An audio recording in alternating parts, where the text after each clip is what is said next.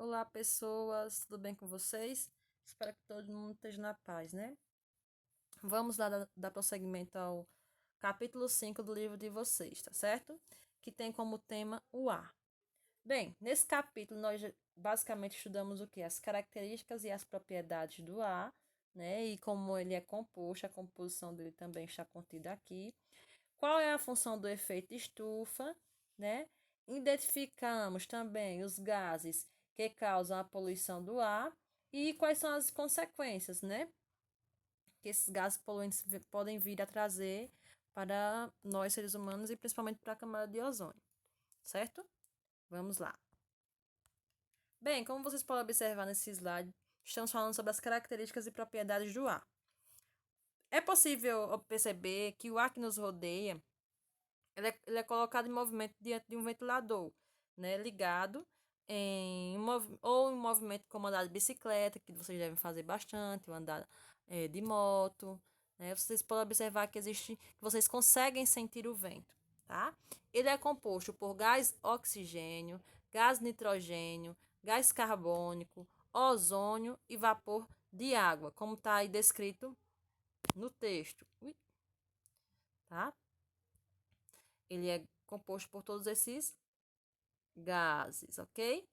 E ele também vai ser inodoro, tá? Ops. Ele é inodoro, ele é incolor e ele é insípido. O que é isso, professor? Inodoro significa dizer que ele, ele não tem cheiro, tá? A não ser que esse ar ele esteja poluído, tá? Ele não tem cor, por isso que ele é incolor. E insípido, que na verdade era insípido, né? Que é a mesma coisa, insípida. Ele não tem sabor. Ou vocês já sentiram o gosto do ar? Eu mesmo nunca senti. Aí, existem algumas propriedades dele, né? Outras características que ele possui. Ele tem massa. Mas, professora, como é que nós conseguimos identificar a massa desses... Deixa eu mudar aqui a cor. Desse... Do ar. Foi realizado um experimento aqui, como vocês podem observar, onde foi colocado duas bolas de ar, né, contendo ar dentro delas, e em um cabide, tá? Todas as duas possuem a mesma quantidade de massa de ar, né? Foi enchido com a mesma quantidade, vamos dizer assim. Aí o que aconteceu com o cabide? Ele permaneceu o quê? Em equilíbrio. A partir do momento que ele foi, um dos balões foram estourados, o que é que acontece com o cabide? Ele acaba declinando para o balão que está o quê? Cheio, certo? Comprovando que a massa que está no balão cheio é que está atuando aí nesse caso. Isso fez com que houvesse a comprovação da massa do ar. Bem, nós podemos observar também o que? O ar ocupa lugar no espaço. Exatamente. Por quê? Porque ele possui um volume, tá certo? Ele tem um volume, tá? Como vocês podem observar aí na questão da seringa, né? Se você fechar uma seringa com o dedo e empurrar um êmbolo, você pode perceber que ele não irá até o final. Você colocar o dedinho aqui, ó, você pega uma seringa dessa e coloca o dedo aqui, tampa ele e tenta empurrar. Você consegue com facilidade? É difícil, né? Pois é. E você vai perceber que ele não vai até o final, tá? O que é que vai acontecer? O ar comprimido, ele vai ser aprisionado na seringa e vai impedir que o êmbolo chegue até a outra extremidade, onde o seu dente tá tampando ali, tá? Nessa imagem, nesse exemplo aí, vocês podem observar também a mesma coisa. O ar tem volume e assume a forma no recipiente que ele ocupa. Por exemplo, se o ar ele está dentro da seringa, né? Se o ar ele está dentro da seringa, como vocês podem observar aqui, deixa eu apagar aqui rapidinho. Se vocês observarem, está aqui dentro da seringa, né? O ar, ele vai ocupar essa forminha que ele está aqui dentro. A partir do momento que você empurra, né, esse ar, o ar que estava aqui dentro vai dar forma à bolinha que estava murcha, certo? Dando o sentido de que ele vai ter um volume, certo? Ele tem um volume específico aí dentro.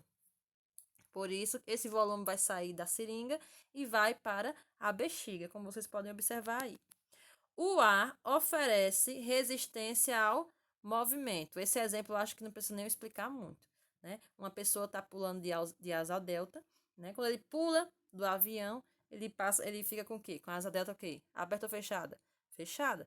No determinado momento ele vai abrir. A partir do momento que ele abre, aquele impulso, aquela velocidade que ele estava tendo ali quando ele estava sendo arremessado ao chão, vai diminuir.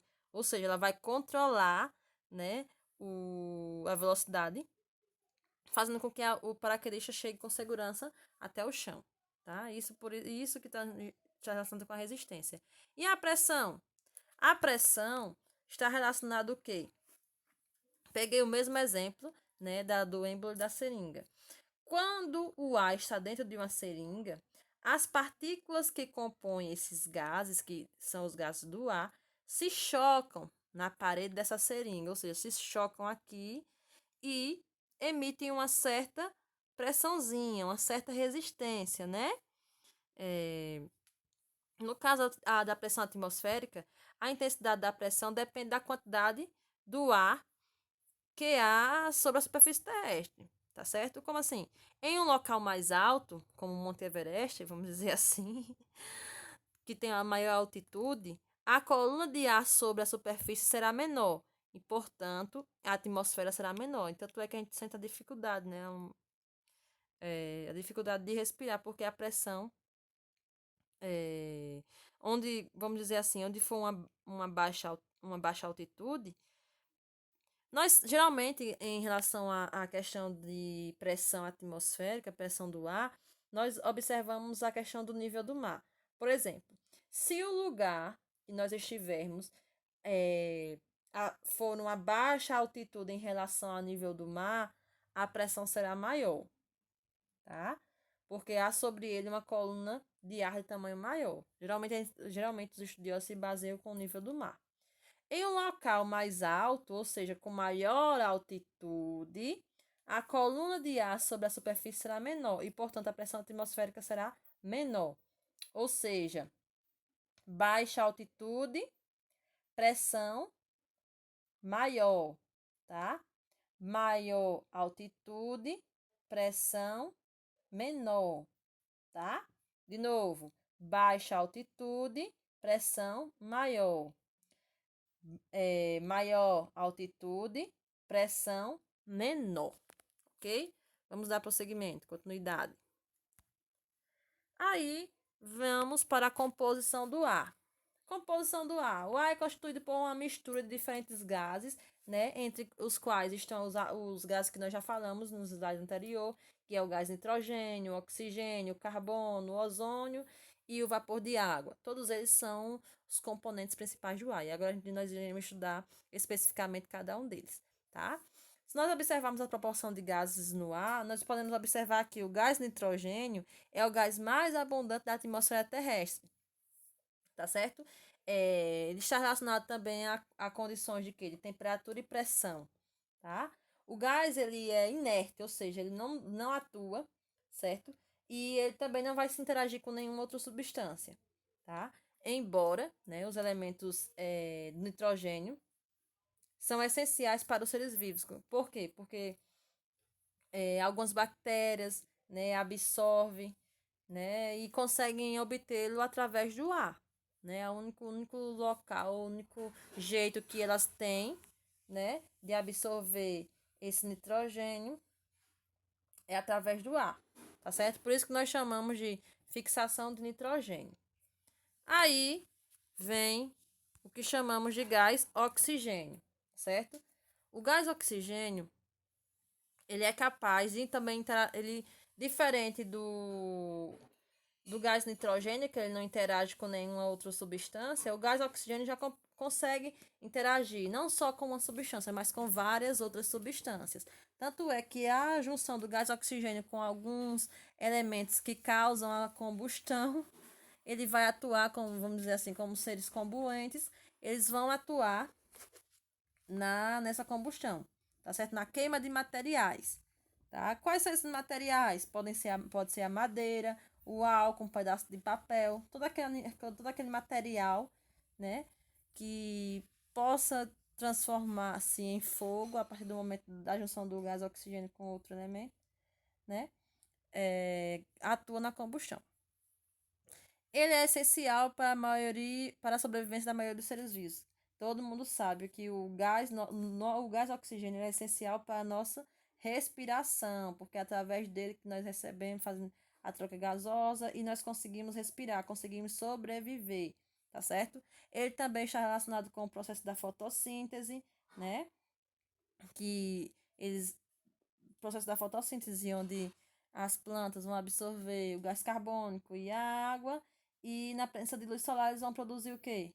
A glicose e o gás oxigênio, né? Que é o que nós estamos vendo. Aí chegamos no gás carbônico. O gás carbônico ele já possui uma quantidade bem pequena na nossa atmosfera, certo? No nosso ar. Ele corresponde a 0,04%, é uma quantidade pequena, tá certo? Ele é essencial para alguns processos vitais de nós seres vivos, né? Principalmente para a questão da fotossíntese. Lembra que na fotossíntese o que é que vai acontecer? As plantas vão absorver, né, esse gás carbônico, certo? Que está ali, o gás carbônico.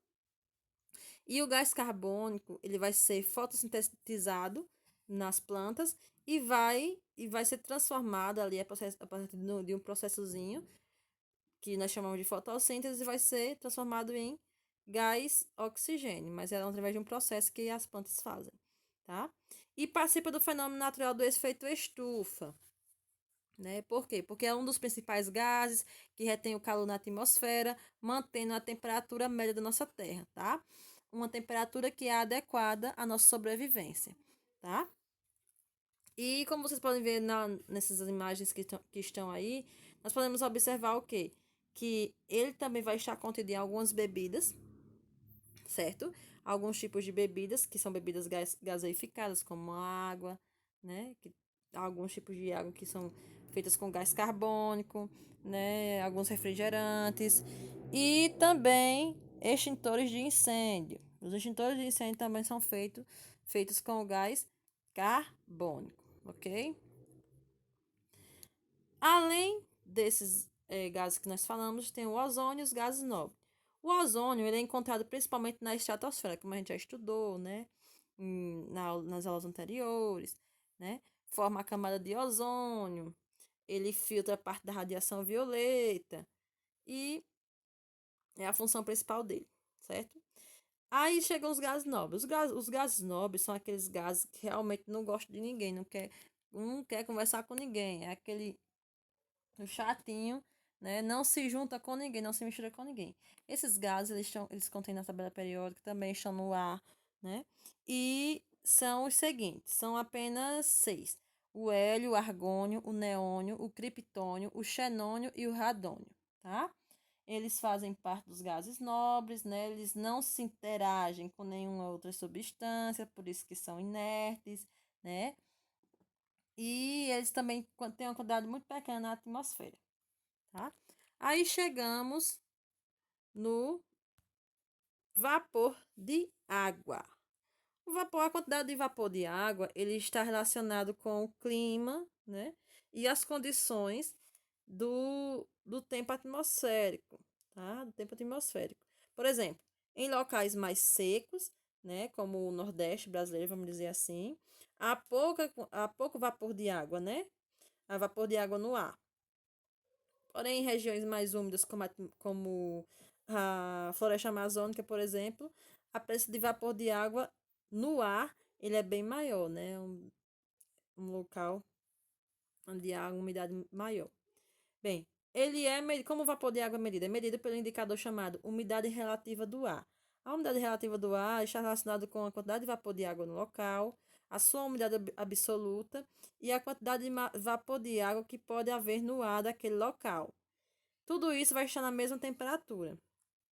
Por isso que fala. Até nos jornais, quando a gente tá vendo aquela mulher do tempo, ela fala a umidade relativa do ar e tal, tal, ele é calculada com a quantidade de vapor de água que estiver naquele local, tá? Por isso que diz, quanto mais alta a temperatura atmosférica, mais vapor de água o ar é capaz de suportar. Aí vem a questão da relação da sensação térmica de um ambiente. Como assim? Se nós observarmos a umidade do ar, né, temos, por exemplo, a sensação térmica. Né? Quando fala térmica, é calor e frio. Quando há muita umidade do ar, temos a sensação de que está mais quente, tá? E que marcamos o termômetro. Por exemplo, aqui em Arapiraca já teve 38 graus, né, de calor, de temperatura aqui em Arapiraca. E a sensação térmica era de quê? De 40 a 42 graus. Era muito, muito maior, né? Por que isso ocorre? Porque a umidade do ar interfere na transpiração, tá? Dificultando a liberação de calor do corpo. Aí o que acontece? Se nós estamos com muito calor, o que é que nosso corpo vai fazer? Vai fazer nós criarmos o quê? Transpirarmos, né? Vai surgir o suor, né? O suor é, é uma função que tem no nosso corpo de fazer com que haja uma normalidade de temperatura dentro dele. Por exemplo, nossa temperatura média é 36 graus. Se o tempo está muito quente, se o local está muito quente, o nosso organismo vai tentar fazer com que o nosso corpo permaneça com os 36 graus. Por isso que nós suamos, né? Muito. Suamos muito, tá certo? Aí chegamos. Ops, ops, ops. Pronto. Aí por isso que nós suamos muito, tá? E também tem uma questão em relação à baixa umidade. Quando há uma baixa umidade do ar, há o aumento de ocorrência de incêndios em áreas, em campos, em florestas, que é aquele incêndio que ocorre de ordem natural, sem a nossa interferência, a interferência do homem, tá certo? Aí chegamos no efeito estufa. Bem, o que vem a ser efeito estufa? Na verdade, é o processo em que os raios solares são liberados na nossa Terra, né? Como é que acontece? Quando os raios, né, solares, a radiação solar atinge nosso planeta, uma parte desses raios, né, que é aquele raio UVA, UVB e UVC, uma parte é refletida, né? Ela é refletida, ou seja, volta, como está aí na imagem. Vamos analisar através da imagem. Deixa eu mudar aqui a cor do lado. Não, vermelho. A radiação, o que é que acontece? Uma parte dela é refletida em direção ao espaço, né? Olha aqui. E a outra interage, né, com a atmosfera e a superfície terrestre, transferindo calor, tá? Ela vai liberar o calor para elas e, portanto, aquecendo-as. Daí, o que é que acontece? Nem todo o calor é absorvido e parte dele é refletida, tá? Aqui. E volta para ele é refletido e poderia se perder no espaço se não fosse a presença de vários gases. Essa radiação ela vai ser o quê? Aprisionada, porque existem gases que estão aqui e vão fazer com que ele não seja liberado. Vai haver uma liberação da radiação refletida, mas vai haver uma que irá ficar, certo? Vai reter, chamamos de retenção, vai reter, tá? Vai reter esse calor, aprisionando a nossa atmosfera. Aí vai fazer com que nossas plantas sobrevivam, se transformem, se desenvolvam. Esse fenômeno natural é chamado de efeito estufa, tá certo? Os raios solares, em resumo, o raio solar vai bater na Terra, um tipo de raio vai refletir, né, e o outro vai entrar e vai ficar aprisionado. Tá? Por quê? Porque existem gases que vão fazer com que ele não saia. E favorecendo aqui o nosso planeta, que vai ficar com temperaturas médias, temperatura ideal para a sobrevivência dos seres vivos, certo? Aí a mesma coisa acontece da forma artificial, aqui, ó. Parte da radiação vai atravessar o vidro e o calor vai ficar o quê? Aqui dentro, retido, fazendo com que haja o crescimento o quê? Das plantas, né? Essas plantas, elas se desenvolvam melhor, ok? E se transforma, se desenvolva, né?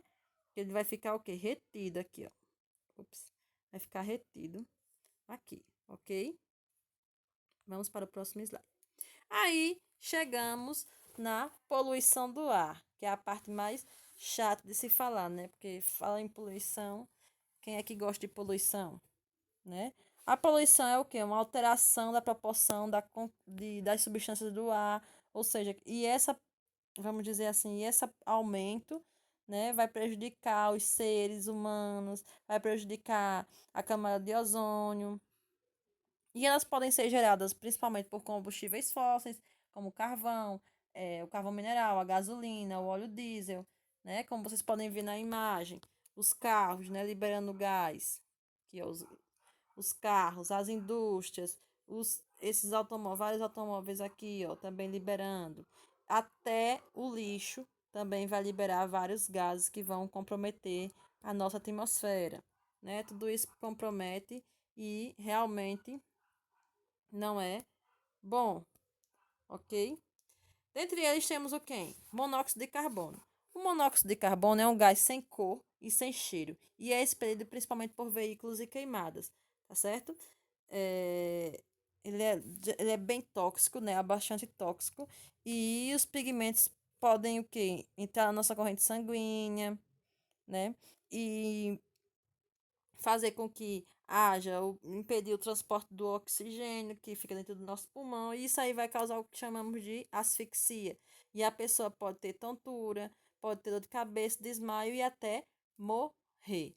Em seguida vem o gás carbônico. Ó, o gás carbônico em excesso também prejudica a nossa terra, né? Nossa superfície aí e nossa atmosfera. Por quê? Porque ele atua, né? Ele também não apresenta cor nem cheiro, né? Ele é o produto da respiração dos seres vivos porque a questão da fotossíntese, né? É um dos gases estufas presentes na atmosfera porque ele é um dos componentes principais da camada de ozônio, né? Atua nas mudanças climáticas. Bem, realmente o malefício dele está aí, na questão das mudanças climáticas, porque essa quantidade de liberação excessiva de gás carbônico para a nossa atmosfera fez com que houvesse derretimento de calotas polares, aumento do nível do mar e oceano, a extinção de diversas espécies de seres vivos, o aumento de desastres naturais, enchentes, furacões, tudo isso porque houve uma quantidade de combustível, ou melhor, uma quantidade de queima de combustível, posso dizer sim, que é a queima de combustível fósseis causada no através do gás carbônico para a nossa atmosfera, né? E isso prejudicou muito a nossa atmosfera, né? Nosso ar. Aí vem o metano. Bem, o metano nada mais é do que o gás produzido da decomposição de matéria orgânica promovida por bactérias decompositoras. Ou seja, as bactérias atuam ali através de um processozinho, elas vão ser liberadas para o nosso ar e também vai prejudicar. Como é que ela prejudica? Ela prejudica na agricultura, né, através de solos inundados, como está aqui nessa imagem, e também através do boi, na questão da digestão, né? O boi come, faz a sua refeição, vamos dizer assim, vai comer, e ele vai liberar o gás metano, né? Através de gases que eles liberam, tá? E através também dos lixões, de aterros sanitários, né? De esgoto doméstico, depósito de esterco, porque é através do esterco também que o boi libera também, né? É que é a quantidade de gás metano aí liberada para o nosso ar, causando que malefícios para o ar e para nós, né? Possivelmente. Aí tem o composto de enxofre e nitrogênio. O composto de enxofre é formado a partir da queima de combustíveis fósseis, como o carvão mineral e o petróleo, ou seja, combustíveis fósseis atuando aí para a poluição do nosso ar ativamente. Se vocês observarem, os combustíveis fósseis estão no ranking aí, né, de liberação de gases poluentes para o nosso ar. Bem, ele atua também num processo conhecido, ou num fenômeno conhecido como chuva ácida. Bem, como é que surge a chuva ácida, professora? A chuva ácida acontece, é a junção do enxofre, vamos lá, do enxofre e o nitrogênio e a água. Pegamos o enxofre, o nitrogênio mais a água. Eles irão se unir, tá? Irão formar nuvens bem densas e irão liberar o ácido, que é formado pela mistura do enxofre, do nitrogênio e a água junto. Vão formar um ácido e esse ácido vai corroer, vai prejudicar plantações, vai prejudicar o solo, destruir florestas, né? E até esculturas. Esculturas que são feitas de mármore ou ferro são altamente danificadas com essas chuvas ácidas. Observe aqui as imagens. A imagem estava perfeita aqui no primeiro caso.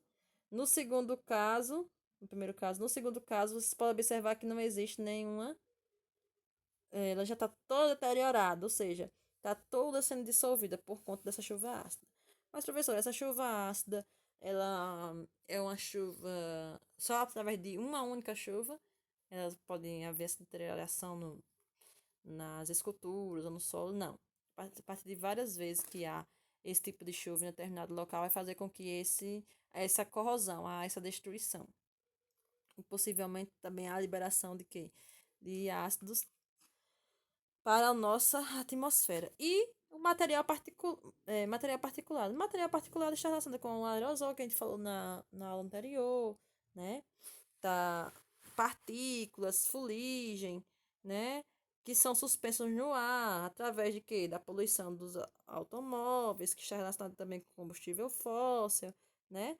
E quando esse ar é inalado pelos nossos pulmões, pode causar crises respiratórias ou outras doenças da área respiratória aí.